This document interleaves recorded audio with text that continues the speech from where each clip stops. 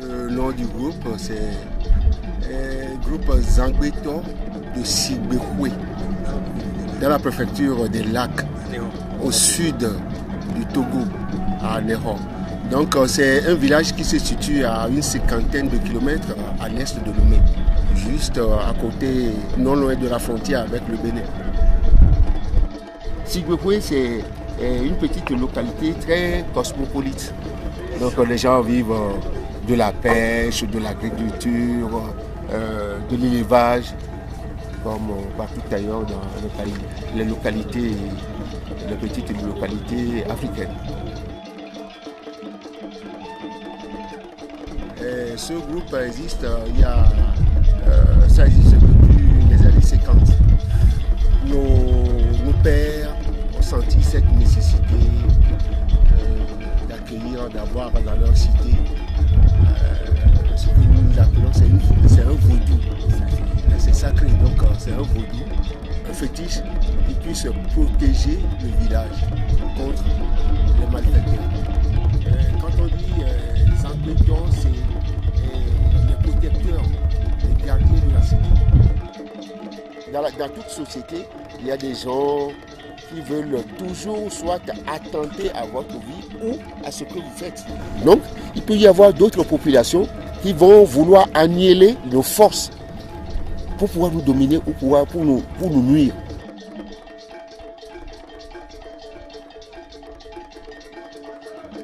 Les gens sont allés, vous voyez,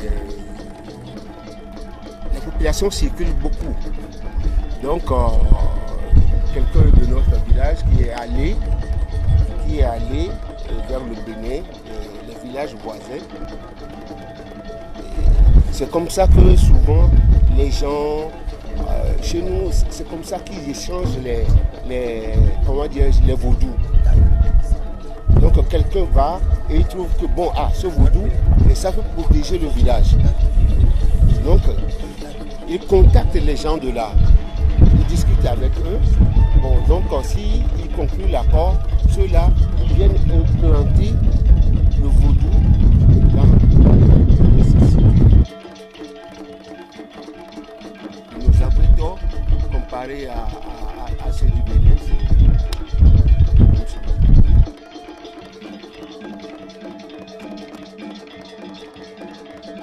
nos deux peuples, c'est des peuples, c'est le colonisateur qui les a séparés.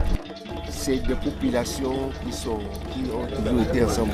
Ils parlent la même langue, ils ont les mêmes pratiques. C'est ça.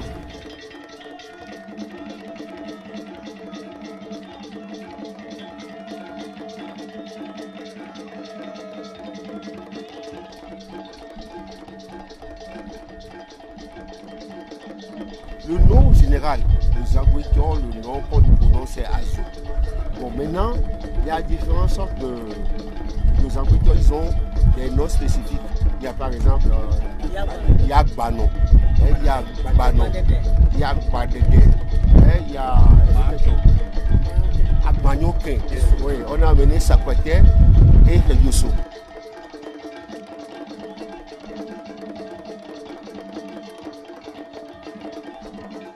Lorsqu'on parle de Zangbeto, d'abord les Zangbeto, c'est la démonstration de leur pouvoir mystique, et puis c'est ça.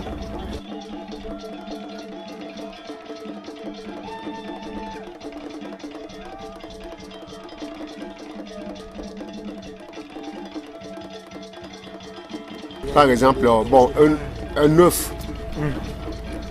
On peut vous remettre un œuf, on peut mettre un œuf là et on demande à quelqu'un de prendre un bâton. Ça peut être un gros bâton pour le casser.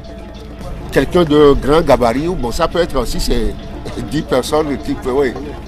Il suffit de vouloir le casser avec ce bâton-là. Vous allez voir, ça ne va pas se casser. Ça ne fera que sauter.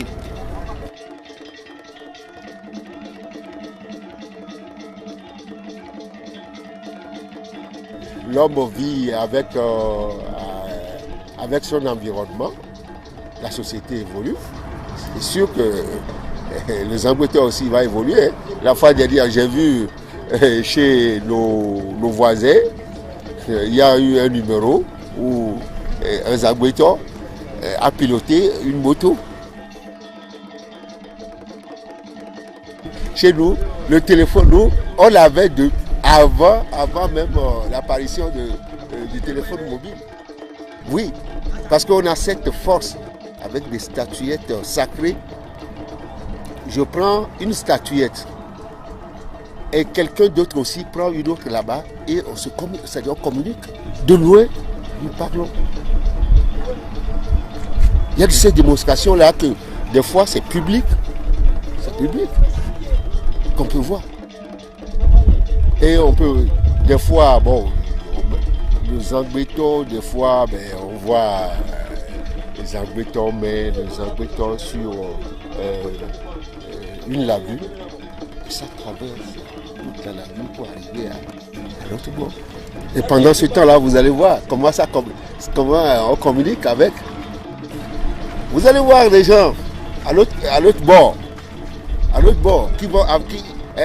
qui téléguident avec leurs statuettes.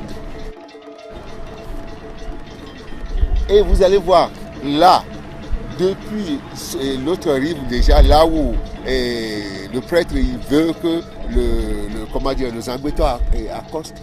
C'est là, là-bas.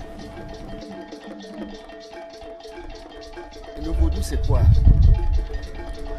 C'est un souffle. C'est un souffle, c'est l'air. Et il suffit d'invoquer et de faire des incantations et puis ça s'anime.